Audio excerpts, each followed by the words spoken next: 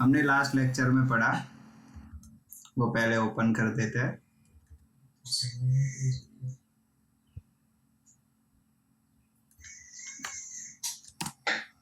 करणदीप करके फोल्डर में हमने एक छोटा सा प्रोजेक्ट क्रिएट किया था। आज मैं लास्ट टाइम का 10-15 मिनट में पहले से ओवरव्यू दे देता हूँ। सबसे पहले हमने जो समझा था लास्ट टाइम,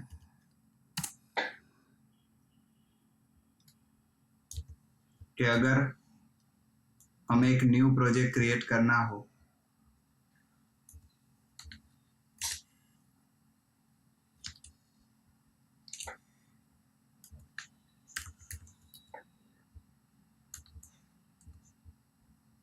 हमने ये कल लास्ट टाइम एक प्रोजेक्ट क्रिएट किया था। 5-10 मिनट में मैं पूरा स्पीड से एक न्यू प्रोजेक्ट क्रिएट करके आपको दिखा देता हूँ ताकि आपको क्लियर हो जाए। मैंने आपको एक फाइल बना कर दी थी।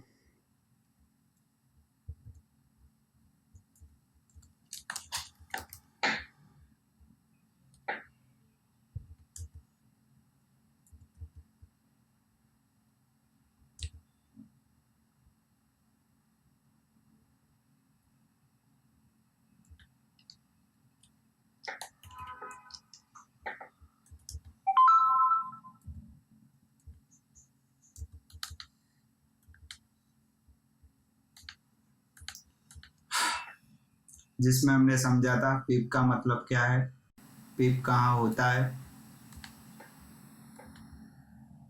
सी ड्राइव जहां पर आपका पाइथन इंस्टॉल्ड होगा, यूजर्स, उसके अंदर ऐप डेटा, लोकल,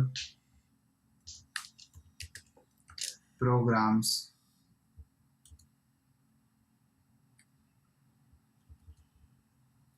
पाइथन, ये हमारी python.exe फाइल है जिसके अंदर स्क्रिप्ट्स फोल्डर होगा, उसके अंदर पड़ा होगा हमारा pip.exe फाइल। हमने यहाँ तक का पाथ ऑलरेडी इधर सेट कर चुके हैं।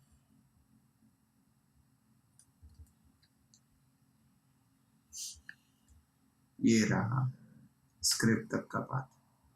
इसी के वजह से हम कहीं पर भी कमांड प्रॉम्प्ट ओपन करके अगर हम पिप कमांड को यूज करेंगे तो वो एक्सेसिबल होगा। पिप इंस्टॉल डिजेंगो करेंगे तो हमने लास्ट टाइम पढ़ा था कि हमें जेंगो एमवीसी फ्रेमवर्क पढ़ना है, तो उसके लिए हम पिप इंस्टॉल डिजेंगो फ्रेमवर्क कर देंगे। डिजेंगो इंस्टॉल करने के बाद अगर हमें डिजेंगो के अंदर कोई भी एक न्यू प्रोजेक्ट क्रिएट करना है तो उसके लिए ये कमांड है, वही चीज हम कमांड प्रॉम्प्ट में टाइप करेंगे। प्रोजेक्ट का नाम रखते हैं सेकंड ऐप। ये हमारा एक छोटा सा प्रोजेक्ट क्रिएट हो चुका होगा।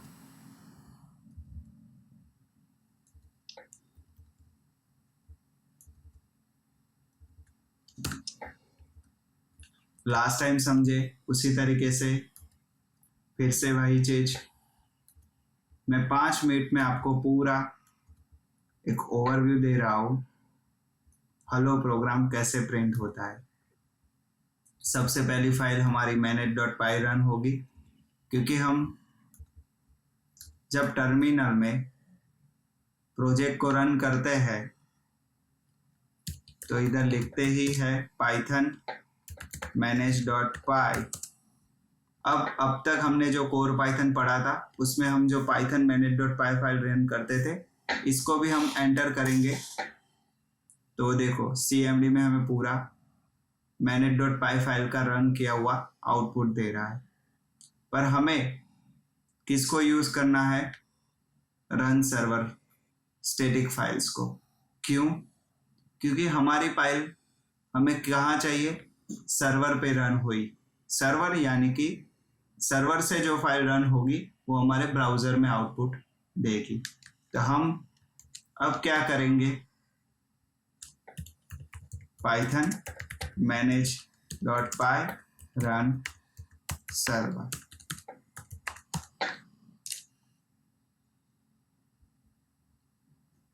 जैसे ही मैंने सर्वर पे रन किया तो क्या हुआ, मुझे एक सर्वर पे रन कर ब्राउजर पे रन करने की पूरी लिंक मिल गई। इधर देखो, मैंने लास्ट टाइम भी बताया था, अभी भी बता रहा हूँ कि हमारी सबसे मेन फाइल कौन सी है, settings.py, जो हमारे मॉड्यूल में पड़ी है वो मैं समझा रहा हूँ। पहले इसको इतने को मैं रन कर देता हूँ।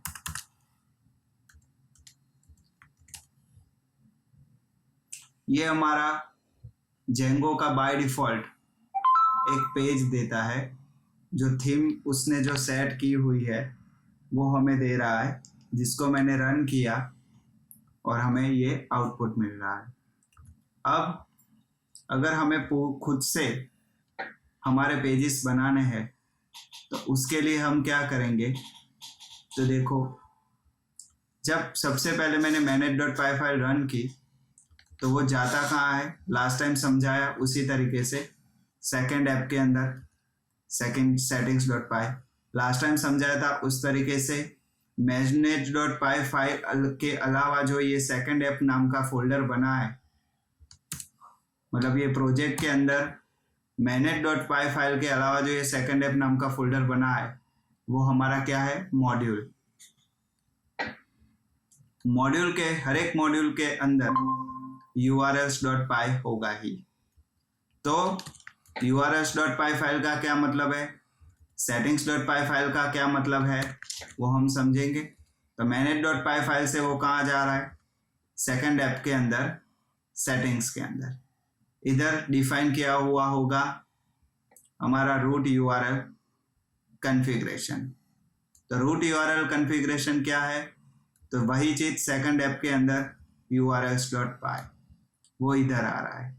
फिलहाल देखो, ये चीज मैंने समझाई थी लास्ट टाइम कि इधर जो लिखा होता है अगर हम वो उधर पास करेंगे तो वो उधर ढूंढने जाएगा।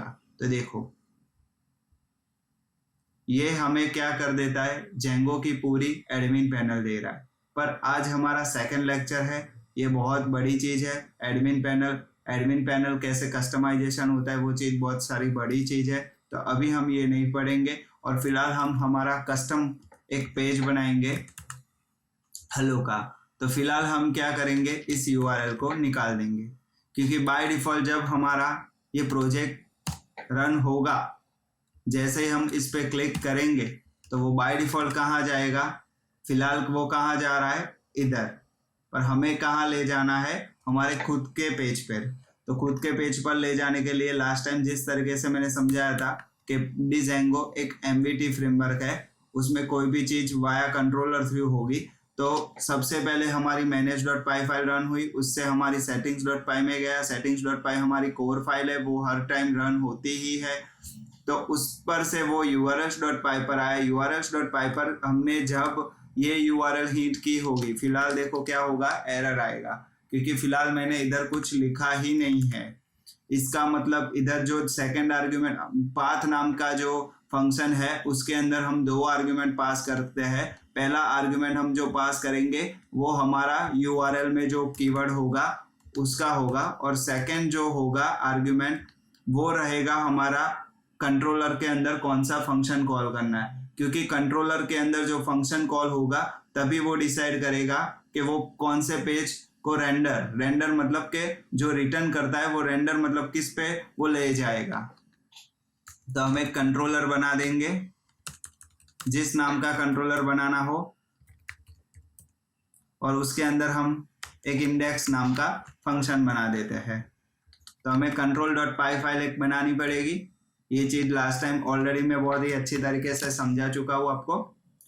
control.py के अंदर एक फंक्शन बनाना रहेगा, जिस नाम का फंक्शन बनाना हो बना सकते हैं। लास्ट टाइम समझाया था कि इसके अंदर आर्ग्यूमेंट हम रिक्वेस्ट पास करेंगे। क्यों? क्योंकि अभी जो हमारा आउटपुट आने वाला है वो ब्राउजर में आने वाला है और वो वेब पेज रन होने वाला है। लास्ट टाइम की तरह अभी भी मैं समझाऊंगा कि हर एक वेब पेज का एक रिक्वेस्ट और रिस्पॉन्स होता है। जो भी पेज का हम यूआरएल हिंट करते हैं तब वो ब्राउजर को एक रिक्वेस्ट भेजता है, किसके लिए? रिस्पॉन्स के लिए, जो रिटर्न करेगा रेंडर। और हमें क्या क्या लेके जाना है? रिक्वेस्ट तो लेके जाना है, ये जो भी पेज खोलना है, हम जो भी पेज खुलवाना चाहते हैं उस पेज का पाथ हम इधर दे देंगे। इधर हमें रेंडर को इंपोर्ट करना रहेगा from Django dot shortcuts import render. ये जो फाइल के अंदर हमारा जो ये फंक्शन बनाया है वो कहाँ कॉल हो रहा है? इधर, पर इधर वो कंट्रोल को ढूंढने जाएगा तो हमें कंट्रोल को इंपोर्ट करवाना पड़ेगा। कोर पाइथन में हम इंपोर्ट फ्रॉम सारा कंसेप्ट समझ चुके हैं ऑलरेडी। कंट्रोल के अंदर से हम इंपोर्ट करेंगे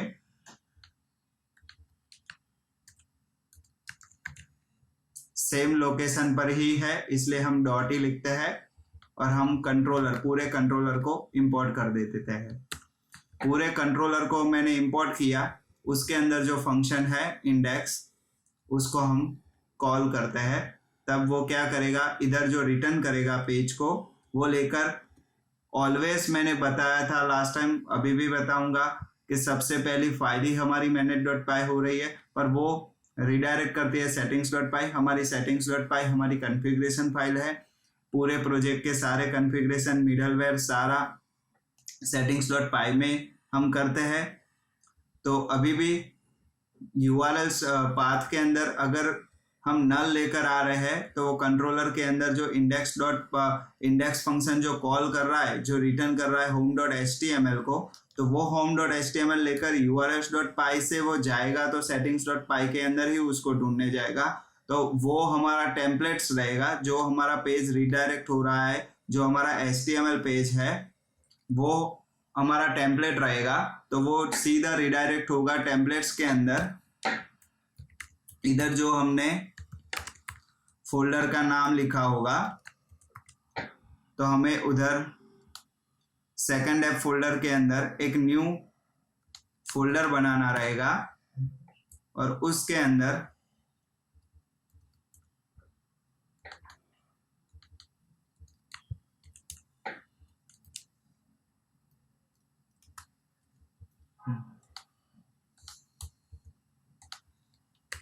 home.html। अब हम home.html पेज में जो भी लिखेंगे वो हमारा आउटपुट रहेगा। इस तरीके से हेलो प्रिंट होगा। अब हमें किसी भी एक पेज से दूसरे पेज पे जाना है, लाइक अबाउट अस पेज खोलना है तो हम इधर लिखेंगे अबाउट, तो वो ये अबाउट लेकर सेम टू सेम चीज manage.py, settings.py, urls.py। अब हम कुछ लेकर आ रहे हैं,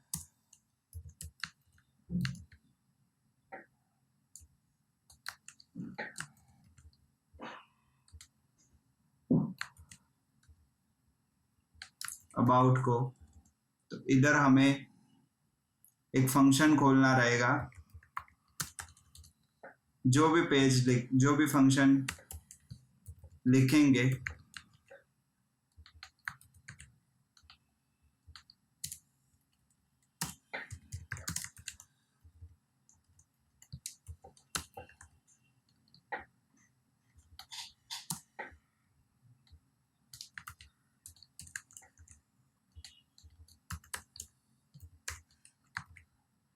इस नाम का पेज हमारे पास कहाँ पड़ा हुआ होना चाहिए? टेम्पलेट्स फोल्डर के अंदर। पर अगर हमें टेम्पलेट्स फोल्डर के अंदर भी फोल्डर वाइज स्ट्रक्चर बनाना है तो हम टेम्पलेट्स फोल्डर के अंदर एक अबाउट नाम का फोल्डर बनाएंगे।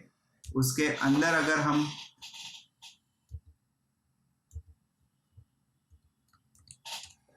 about.html फाइल बना रहे हैं तो हमें इधर अगर फोल्डर का नाम लिखना रहेगा। अब हम इसको रन करेंगे और अबाउट अस पे क्लिक करेंगे तो हमारा अबाउट पेज खुल जाएगा।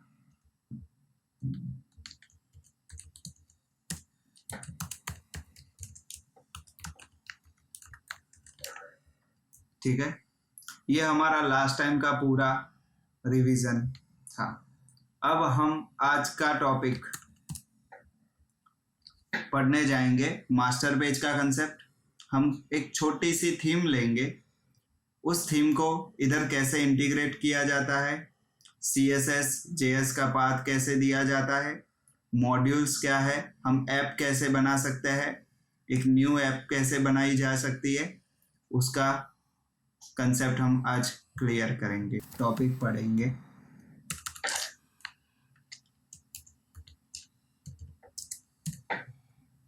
मास्टर पेज का कंसेप्ट,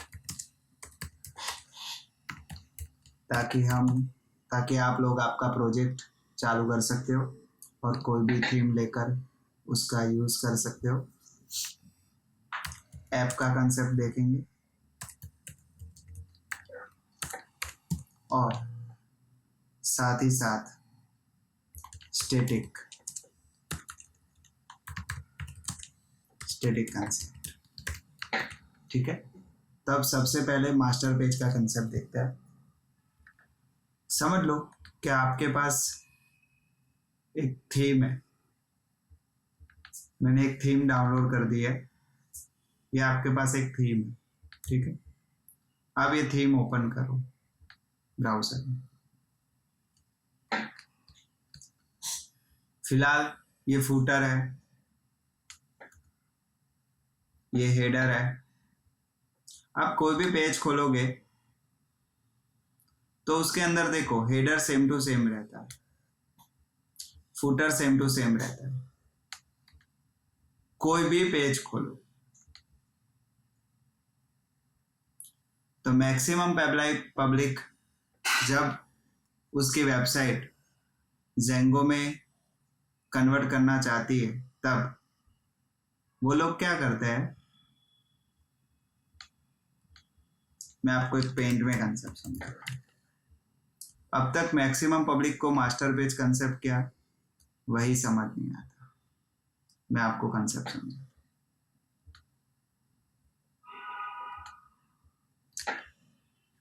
समझ लो कि आपका ये पेज है, उसमें एक हेडर है, ये एक बीच का कंटेंट है और आपका ये फूटर है। इधर आपने लिंक दी हुई है। मैंने आपको HTML CSS सिखाया हुआ है, jQuery सिखाया हुआ है, कोर पाइथन सिखाया हुआ है। समझ लो कि आपको सारी चीज इसमें अप्लाई करनी है डिजाइनगो में। तो एक कंसेप्ट समझो, ये जो थीम आपको दी है उसके अंदर आप उसका कोड खोलो, उसके अंदर देखो ये हेड है, पूरा हेडर है, उसके बाद फूटर है और ये बीच का कंटेंट।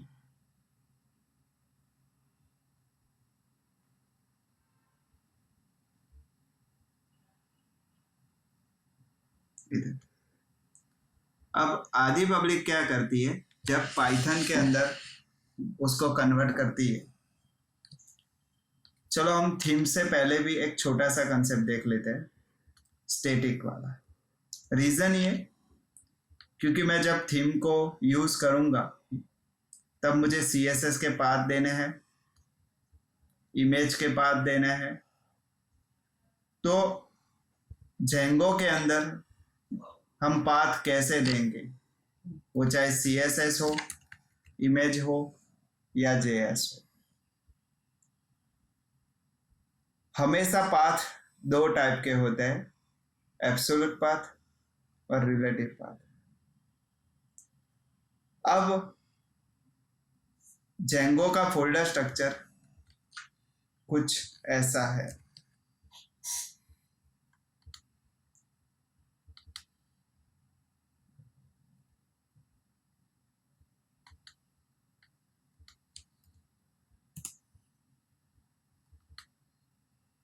कुछ ऐसा है। अब आपका टेम्पलेट कहाँ बना है? इधर। आपका होम पेज कहाँ है? इधर। जो मैं समझाना चाहता हूँ उसको ध्यान से समझो कि समझ लो कि आपको home.html पेज में इमेज का पाथ देना है। तो आप कोई भी इमेज हम उठाकर ले लेते हैं, लाइक सपोज के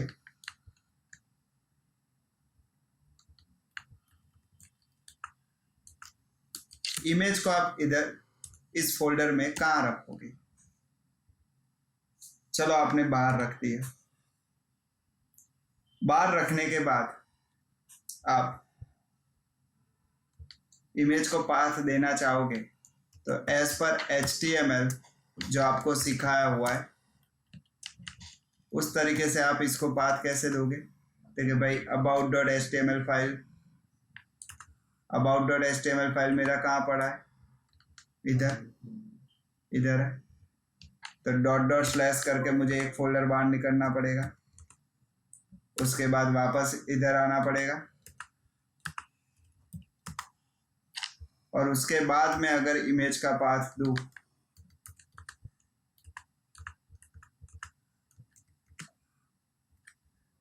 और हम फाइल को रन करते हैं पहले।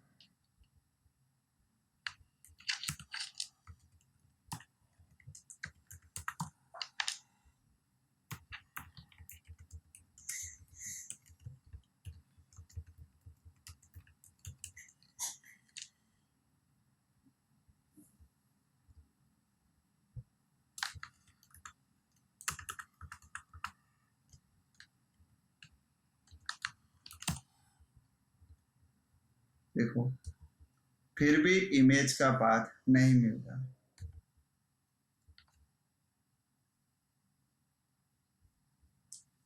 फोल्डर के अंदर रखा हुआ है डायरेक्टली, फिर भी वो इमेज का पाथ नहीं ढूंढ रहा है, क्योंकि जेंगो का अंदर हमें ये जो भी फाइल रख रहे हैं c2.png वो एक्चुअली सर्वर पर रखी है, वैसा वो गिनता है।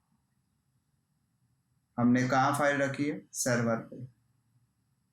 तो हमें पाथ भी ये जो हम लोकल जो पहले HTML में देते थे उस तरीके से इसको पाथ नहीं दे सकते। उसके लिए अगर हमें सिंपल CSS, JS या इमेज किसी भी चीज का पाथ देना है तो कंपलसरी हमें डिजेंगो का, आप गूगल पे सर्च भी कर सकते हो,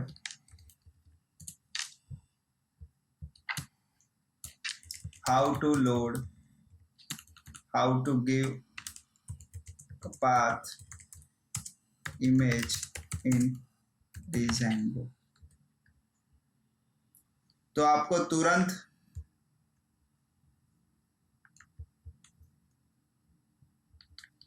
CSS कोई भी चीज आप सर्च करोगे तो आपको कंसेप्ट दिया जाएगा। इमेज है तो मीडिया रूट,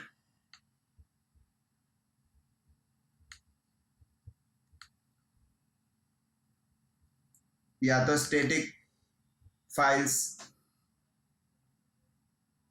में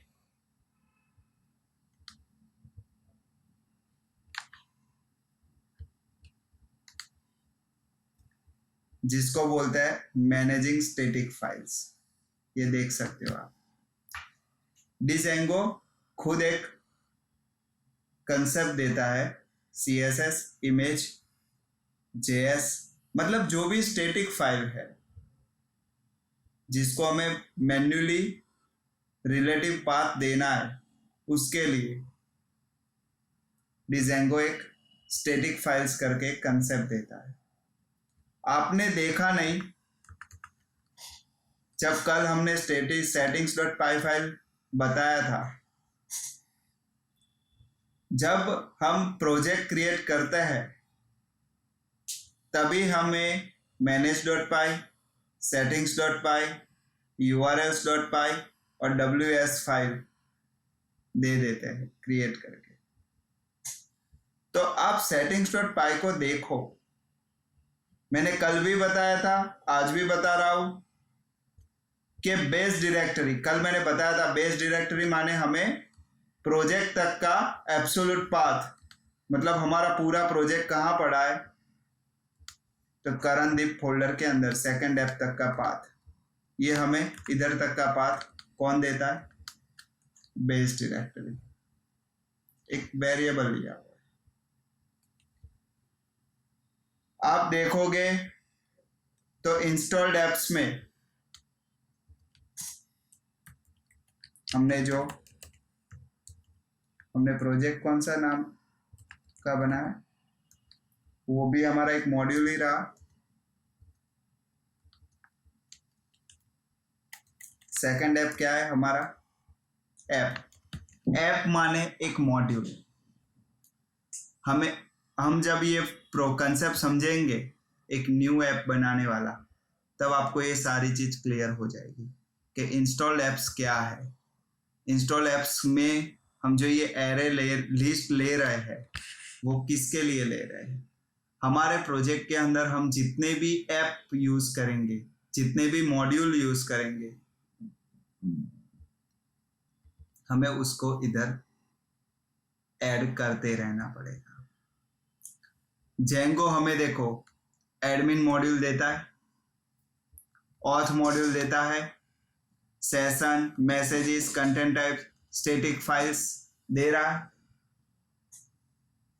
जेंगो खुद देता है हमें स्टैटिक फाइल्स का ऐप ऐड करके, इसी को मैं यूज करूंगा, इसी मॉड्यूल, इसी ऐप को मैं यूज करने वाला हूं।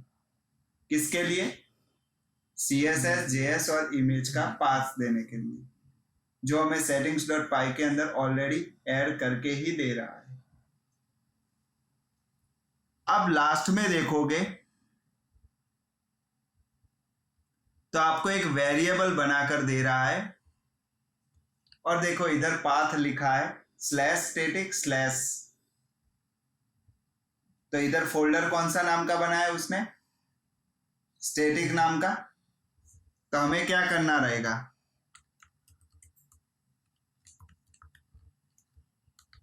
इधर स्टैटिक नाम का फोल्डर बना दूं, जो इमेज हमने इधर बनाई है उसी इमेज को क्या करूंगा, स्टैटिक फोल्डर के अंदर डालूंगा।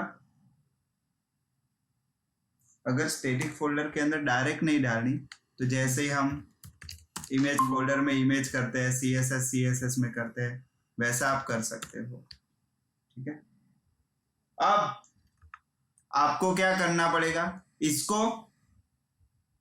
इसको कंबाइन करके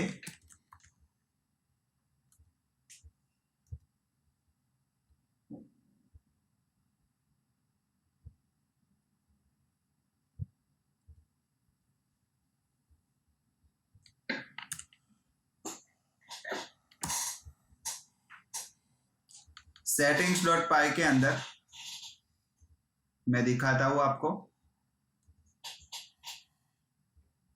एक स्टैटिक फाइल्स डायरेक्टरी बनानी पड़ेगी, जिसको किससे ज्वाइन करना पड़ेगा, सिंपल है, मैं आपको जो समझाना चाहता हूं आप समझ जाओगे। मैंने इधर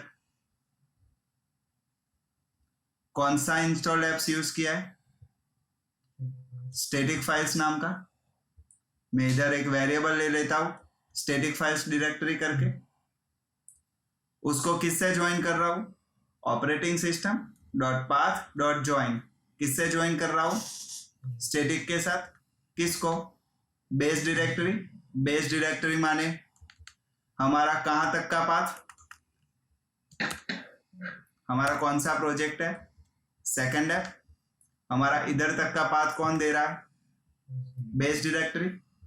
इसको मैं किसके साथ कॉन्केट कर रहा हूं, स्टैटिक जो मैंने बनाया उसके साथ।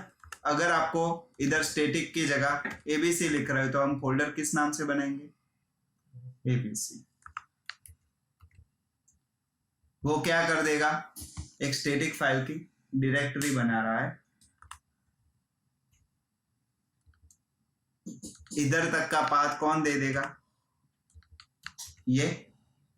अब जेंगो ही हमें कंसेप्ट देता है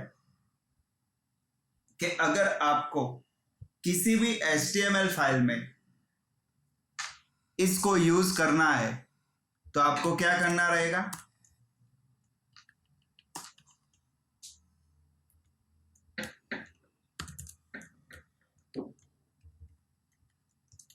लोड करना रहेगा इसको स्टैटिक।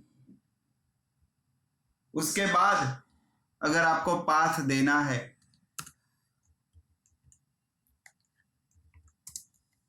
तो आप क्या करोगे, स्टैटिक, मतलब ये कहां तक पहुंच गए हम, स्टैटिक फोल्डर तक। उसके अंदर इमेज नाम का फोल्डर और उसके अंदर अब हम फाइल को फिर से रन करते हैं।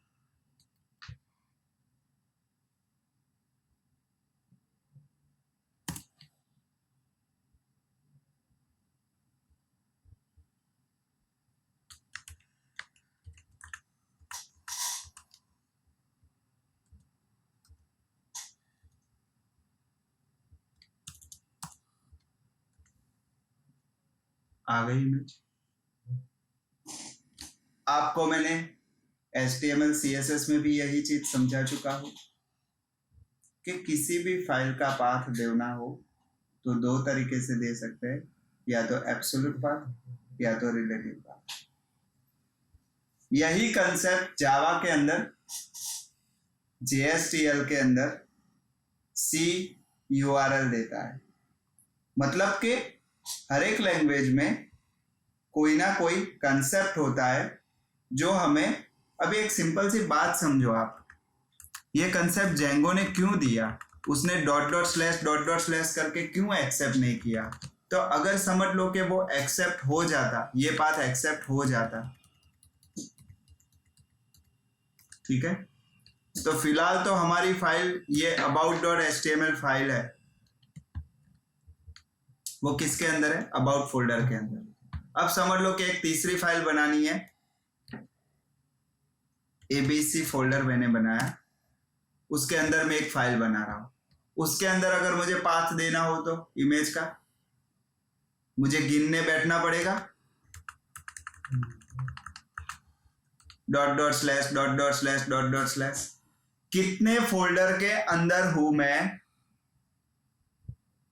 वो मुझे क्या करना पड़ेगा, गिनने बैठना पड़ेगा कि मैं कितने फोल्डर के अंदर हूं, वो जो इमेज है वो किस फोल्डर के अंदर है, इमेज के अंदर इमेज के अंदर इमेज। बहुत कंफ्यूजन क्रिएट हो जाएगा, मतलब एक कॉमन पाथ नहीं बन रहा है। अगर मैं स्टैटिक कंसेप्ट को यूज, स्टैटिक फाइल कंसेप्ट जो हमें जेंगो प्रोवाइड कर रहा है, अगर मैं उसको यूज नहीं कर रहा हूं तो इश्यू को क्या होगा, होम पेज के लिए मैं डॉट लिखूंगा, उसके बाद अबाउट पेज के लिए मुझे डॉट लिखना पड़ेगा। अगर फोल्डर के अंदर, दूसरी भी फोल्डर के अंदर कोई HTML फाइल है तो उसके अंदर वापस से डॉट, मतलब एक कॉमन नहीं मिल रहा है जो हमें बाय डिफॉल्ट यहां तक पहुंचा दे प्रोजेक्ट तक, और वो हमें ज्वाइन करके दे दे स्टैटिक फोल्डर तक, ताकि मैं किसी भी फाइल में अगर मुझे CSS इमेज या JS लोड करवानी हो तो मैं सिंपली क्या करूंगा, बस लोड स्टैटिक करते ही और स्टैटिक यूज करते ही मुझे कहां तक का पाथ मिल जाएगा, स्टैटिक तक का। उसके बाद मैं इमेज CSS JS जो यूज करना चाहता हूं कर सकता हूं। अब यही चीज अगर मैं मेन पेज पे भी रखता हूं हमारे, और सिर्फ लोड स्टैटिक करवाता हूँ।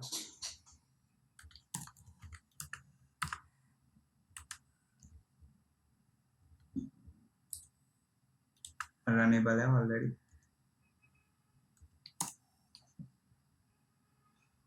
मुझे इधर गिनने बैठना नहीं पड़ता कि मेरी जो HTML फाइल है वो कितने फोल्डर के अंदर बनी हुई है। जब मैं प्रोजेक्ट बनाऊंगा, ये तो 1-2 फाइल है, जब मैं प्रोजेक्ट बनाऊंगा वास्ट बनेगा, बहुत सारी फाइलें बनेंगी, तब मुझे गिनने बैठना नहीं पड़ेगा कि मैं कितने फाइल के अंदर। बस सिंपल क्या करना है हमें, settings.py के अंदर बस स्टैटिक फाइल डायरेक्टरी बनानी है जो ज्वाइन कर देगी बेस डायरेक्टरी और स्टैटिक फोल्डर को, और उसके बाद हमें कहीं पर भी यूज करना है तो लोड स्टैटिक करना है और सिर्फ ऐसे पाथ देना है। Is it clear? इससे हम कोई भी CSS, कोई भी इमेज, कोई भी JS, कोई भी स्टैटिक फाइल का पाथ दे सकते हैं, वो चाहे कितने ही फोल्डर के अंदर हमारी HTML फाइल क्यों ना पड़े। स्टैटिक कंसेप्ट तो सीख लिया, हमारा मास्टर पेज कंसेप्ट कंटिन्यू है, पर मैं सोच रहा हूं कि मास्टर पेज से भी पहले हम ऐप का कंसेप्ट देख ले, क्योंकि इधर ऑलरेडी ऐप का कंसेप्ट चला है। दूसरी चीज मैंने अभी आपको बताया कि कोई भी प्रोजेक्ट बनाए तो बहुत सारी फाइलें बनेंगी, तो समझ लो कि बहुत सारी फाइलें बनती है, तो आप सोचो इधर पाथ कितने बनेंगे, बहुत सारे। कंट्रोलर में ऐसे फंक्शन कितने बनेंगे, बहुत सारे। जेंगो बहुत अच्छा है, क्योंकि जेंगो ने हमें सिंपल और सोबर वेबसाइट बने उसके लिए बहुत सारे कंसेप्ट दे दिए। जेंगो ने पूरा एक ऐसा फ्रेमवर्क बनाया है कि बस उसका यूज करो और आप अच्छे से अच्छा बड़ा प्रोजेक्ट बना सकते हो, छोटा प्रोजेक्ट बना सकते हो। जैसा कंसेप्ट मतलब आपका जैसा प्रोजेक्ट, वैसे वैसे आप जेंगो के कंसेप्ट को यूज कर सकते हो। अभी हम जो ऐप कंसेप्ट की बात कर रहे हैं वो इसलिए कर रहे हैं कि समझ लो कि सिंपल 5 पेज की इस तरीके से वेबसाइट आपको जेंगो में बनानी है, सिंपल और सोबर ऐसी बस 5 पेज की वेबसाइट को आपको जेंगो में बनानी है। मास्टर पेज कंसेप्ट अभी हम लास्ट में देखेंगे, उसके पहले ऐप कंसेप्ट समझाता हूँ। सिंपल 5 पेज की वेबसाइट है तो आपको ऐप कंसेप्ट की जरूरत नहीं है, सीधा आप मास्टर पेज कंसेप्ट को यूज कर सकते हो। हाँ, स्टैटिक कंसेप्ट तो 110% आपको काम में आने वाला ही है, पर जो ऐप कंसेप्ट की बात कर रहे हैं हम, वो ऐप कंसेप्ट की क्यों जरूरत है, तो समझ लो कि आपको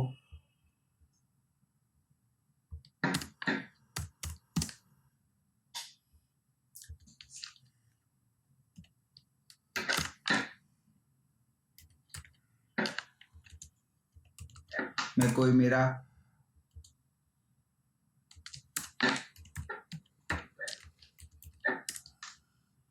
एक सिंपल सा सॉफ्टवेयर दिखाता हूं।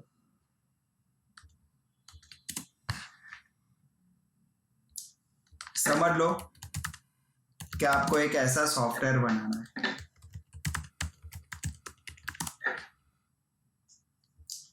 तो इधर आप देख लो कितनी, मैं इस पे क्लिक कर रहा हूं तो url.py में एक ऐसा URL बनेगा, इस पे क्लिक करूंगा, इस पे क्लिक करूंगा, तो ऐसी कितनी URL बनेगी आप देख सकते हो। जब प्रोजेक्ट बनता है तो कितनी URL बनेंगी, तो अगर आप सारी URL इधर ही लिखोगे और कंट्रोलर भी एक ही बनाओगे तो बहुत आपका कॉम्प्लेक्स कोड हो जाएगा। इसलिए आपको जेंगो मॉड्यूल का कंसेप्ट ऐप का कंसेप्ट देता है। लाइक समझ लो कि मेरा होम पेज था, हमने जो रन किया, हमारा जो फर्स्ट पेज रन हुआ होम पेज, इधर समझ लो कि आप बहुत सारे लिंक बनाते हो, बहुत सारे लिंक बनाते हो। About, purchase, sales, stock. समझ लो कि स्टॉक के अंदर, परचेज के अंदर 5 लिंक है, मास्टर के अंदर 10 लिंक है। ऐसे समझ लो कि परचेज के अंदर बहुत सारी लिंक खुलने वाली है, सेल्स के अंदर बहुत सारी लिंक है, स्टॉक के अंदर बहुत सारी है। मैं क्या समझाना चाह रहा हूं, समझ रहे हो आप कि url.py के अंदर बहुत सारी लिंक बनने वाली है, कंट्रोलर के अंदर बहुत सारे फंक्शन बनने वाले हैं। तो उसके लिए जेंगो आपको क्या बोलता है, आप एक ऐप बनाते जाओ। मतलब आप जितने भी मॉड्यूल बनाना चाहते हो उतने मॉड्यूल बनाते जाओ। मैं आपको लाइव दिखाऊंगा तभी आपको समझ आएगा। मैं आपको एक मॉड्यूल क्रिएट करके दिखाता हूं। उसका कमांड है django-admin.py start app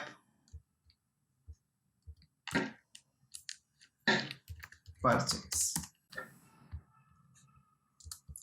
तो देखो इधर अपने आप परचेस नाम का एक फोल्डर बन गया। मैंने कल भी बताया था, आज फिर से बता रहा हूं कि जो भी ये फोल्डर बनता है, हम जो मैंने बताया था कि manage.py के अलावा जो हमारा सेकंड ऐप फोल्डर है वो खुद एक मॉड्यूल है। उसी तरीके से देखो ये परचेस बना तो ये खुद एक मॉड्यूल है। उसके अंदर हमें बाय डिफॉल्ट जो url.py कंट्रोलर वो चीज ऑलरेडी हमें बना कर दे रहा है। देखो views.py, apps.py, models.py, test.py। फिलहाल हमें models.py की कोई जरूरत नहीं है, test.py की जरूरत नहीं है, apps.py की तो ऑफकोर्स जरूरत है क्योंकि फिलहाल हमने जो बनाया वो हमारा क्या है, ऐप। हमारे ऐप का नाम क्या है, परचेस। अब मैं क्या समझाना चाहता हूं वो मैं आपको एक छोटा सा प्रैक्टिकल पहले बना देता हूं, उसके बाद मैं आपके सामने रिप्रेजेंट करता हूं। परचेस के अंदर आप सिर्फ देखते जाओ, फिर मैं आपको समझाता हूं। urls.py,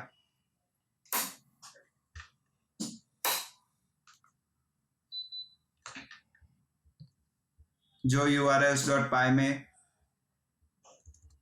इधर लिखा जाता है, चलो वही चीज मैं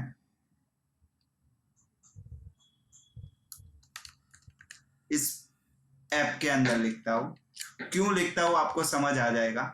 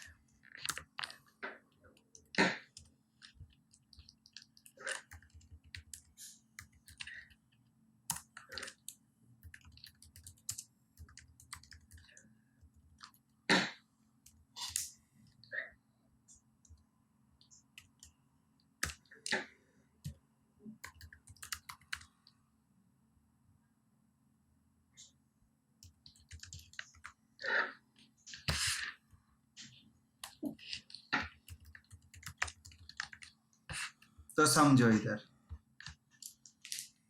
हम home.html में इधर परचेस पे पाथ क्या देंगे, सपोज के परचेस के अंदर पार्टी, तब देखो समझो, अगर आप इस पे क्लिक करने पे हमारा रेगुलर जो हमारा बाय डिफॉल्ट हमको जो सेकंड ऐप मॉड्यूल था उसके अंदर जो urls.py हमें दे रहा था, अगर आप इधर ही पाथ ये लिख रहे हो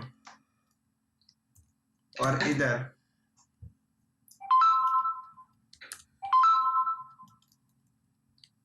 control.xyz लिख रहे हो, तो कंट्रोल के अंदर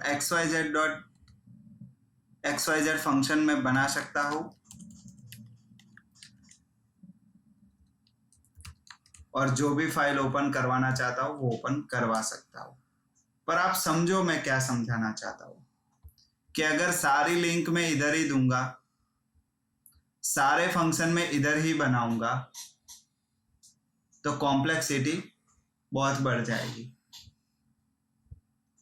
इसलिए मैं क्या करूंगा, home.html में स्लैश परचेस करके जो पार्टी लेकर जा रहा हूं, या तो स्लैश सिर्फ परचेस लेकर जा रहा हूं, तो वो लेकर जब इधर आएगा तो मैं क्या कर दूंगा, जो मैंने एक अलग से एक ऐप बनाया है उसके अंदर जो urls.py है, मैं उस पूरी फाइल को इधर इंक्लूड कर दूंगा। इससे बेनिफिट क्या होगा, अगर इधर परचेस मॉड्यूल के अंदर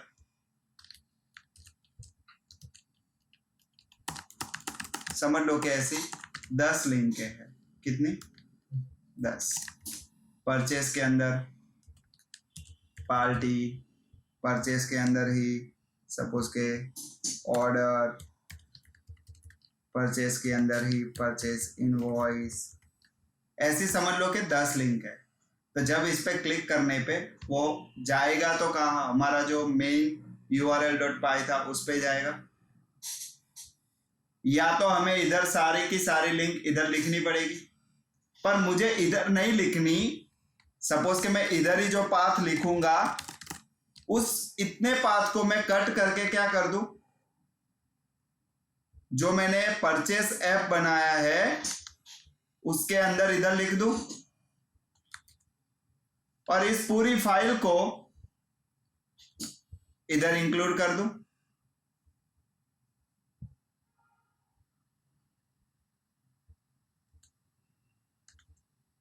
इधर इंक्लूड कर दूं जब मुझे परचेस का पाथ देना है, सपोज के इधर, तब मैं उस फाइल को इधर इंक्लूड कर दूं। तो बेनिफिट क्या हुआ, जितनी भी परचेस की लिंक आएगी हमें पता ही है कि वो सीधी कहां जा रही है, इंक्लूड, हमारा ऐप का नाम क्या है, परचेस डॉट इंडेक्स, सपोज के सॉरी urls। तो परचेस ऐप का urls.py फाइल पूरा क्या हो गया, इधर इंक्लूड हो गया। हमें इंक्लूड को इधर ऐड करना पड़ेगा। तो देखो अब मैं होम पेज, मेरा होम पेज एक ही है, जो मास्टर पेज कंसेप्ट में आपको 100% क्लियर होगा। होम पेज मास्टर पेज मेरा एक ही है। मास्टर पेज के अंदर मैंने सभी लिंकें लिखी है, 1000 लिंक। उसमें एक मॉड्यूल है परचेस, परचेस के अंदर 10 लिंक है, सेल्स के अंदर 10 लिंक है। तो मैं क्या करूंगा, परचेस के लिए एक पूरा ऐप बना दूंगा और जितनी भी 10 लिंक है वो सारी परचेस ऐप के अंदर जो urls.py है उसके अंदर बनाऊंगा। पर इतना याद रखो कि जब भी उस लिंक पे क्लिक करोगे तो पहले तो वो कहां जाएगा, क्योंकि मैंने बताया कि आपके सबसे मेन फाइल कौन सी है, settings.py। अब settings.py के अंदर तो रूट URL क्या है, हमारा सेकंड ऐप.url। तो वो पहले तो ढूंढने कहां जाएगा, सेकंड ऐप के अंदर जो हमारा यूआरएल है उधर ही जाएगा। अगर आप इधर लेकर के आ रहे हो परचेस, तो वो सीधा कहाँ आएगा, इधर। इधर हमने इधर सीधा कोई कंट्रोलर का फंक्शन नहीं बनाया है, इधर हमने क्या किया है, परचेस ऐप की पूरी url.py इंक्लूड करवा दी है। इसकी वजह से वो कहा जाएगा परचेस ऐप की urls.py के अंदर, वो इधर आएगा। इधर आने के बाद वो किसको ढूंढेगा, हमने लिंक क्या बनाई, तो इधर आके पार्टी को ढूंढेगा। और इधर आपको क्या करना है, सेम चीज जो कल समझा था हमने, वही चीज इधर करनी है कि कोई भी file via controller through open होगी। ऐप कंसेप्ट इसके लिए आ रहा है कि आपको जो मेन url.py और मेन कंट्रोलर है उसके अंदर ही सारे फंक्शन, सारी यूआरएल ना देनी पड़े। उसकी वजह से आप एक ऐप क्रिएट कर दो, जो भी ऐप क्रिएट हो रही है उसको इधर ऐड कर दो। आपने कौन से नाम का ऐप बनाया, तो इधर ऐड कर दो ताकि वो इंस्टॉल्ड ऐप्स के अंदर गिना जाएगा। प्लस जब आप इस पे क्लिक करोगे तो वो जाएगा तो मेन यूआरएल में ही, पर वो हमें किधर ले जाएगा, परचेस यूआरएल्स के अंदर। और इधर आप जो कंट्रोलर बना रहे हो, जो ऑलरेडी बना हुआ ही है, हमें दे ही रहा है इधर तक बाय डिफॉल्ट एक सिंपल सा, बराबर। इधर आप ऐसा कर सकते हैं। तो वही चीज हुई जो हम रेगुलर url.py में लिखते थे, वही चीज इधर हमने ऐप के अंदर जो url.py है उसके अंदर लिखा और कंट्रोलर के अंदर लिखा। तो इससे बेनिफिट क्या हुआ कि जब मैं पूरा परचेस मॉड्यूल करूंगा तो मैं सारी लिंक क्या करूंगा, परचेस पे ऑर्डर जाएगा हमारा रेगुलर जो url.py होगा उस पे। पर उधर अब मैं इधर कुछ नहीं लिखूंगा क्योंकि इधर पूरी मेरी परचेस की यूआरएल इंक्लूड है। वो इधर से सीधा जाएगा इधर, और इधर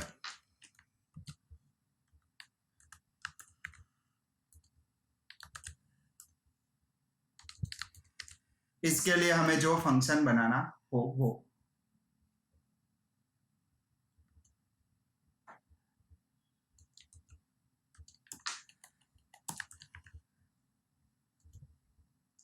जरूरी नहीं है कि इधर जो वेरिएबल लेकर आए उसी नाम का फंक्शन बने, जो नाम का फंक्शन बनाना हो। इधर क्या कर दिया, टेम्पलेट्स फोल्डर के अंदर भी कंफ्यूजन ना क्रिएट हो। अगर समझ लो कि टेम्पलेट्स फोल्डर है, उसके अंदर ही मैं सारी HTML फाइल बनाऊंगा तो कितनी HTML फाइल बनेगी, परचेस के लिए 25 फाइल, सेल्स के लिए 50 फाइल, तो 100 फाइल। अगर 100 फाइल टेम्पलेट्स फोल्डर के अंदर एक साथ पड़ी होगी तो आप कंफ्यूज हो जाओगे।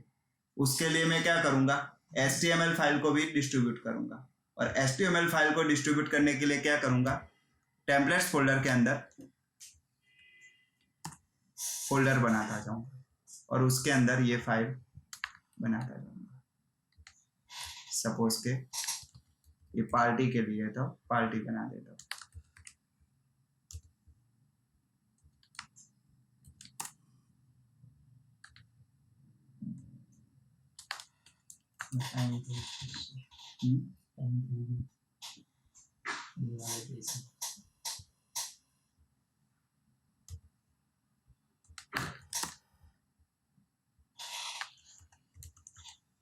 ऑर्डर, अब सोच लो फोल्डर के अंदर है, फिर भी अगर आप इधर लोड स्टैटिक कर दोगे तो वही कंसेप्ट इधर भी ऑटोमेटिकली अप्लाई हो जाएगा।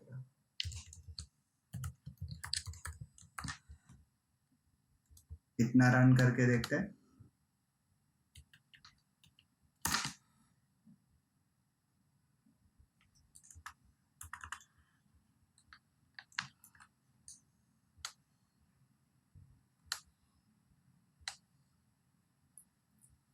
पी इनवॉइस हमने नहीं बनाया था, एक पार्टी बनाया और एक ऑर्डर बनाया। हमने लिंक सेम टू सेम नाम लिखा था इसके लिए, परचेस पार्टी, परचेस ऑर्डर। फिलहाल के लिए मैं 2 ही लिंक रखता हूँ।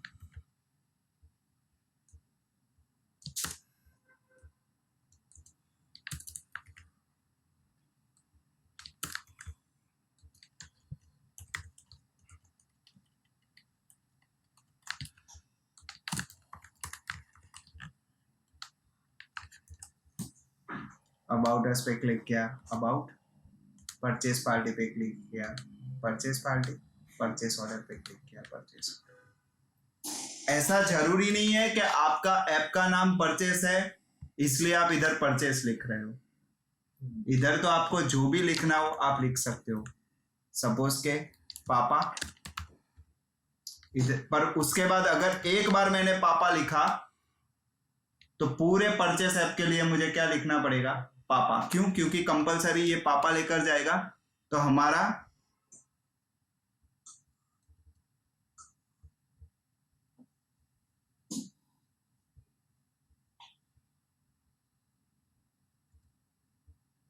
जो हमारा रेगुलर होगा उसके अंदर इधर एक ही बार मैं लिख सकता हूं, क्योंकि ये तो पाथ कॉमन रहने वाला है। जो ये पीछे है वो चेंज होगा और वो लेके जाएगा हमारे परचेस मॉड्यूल के अंदर।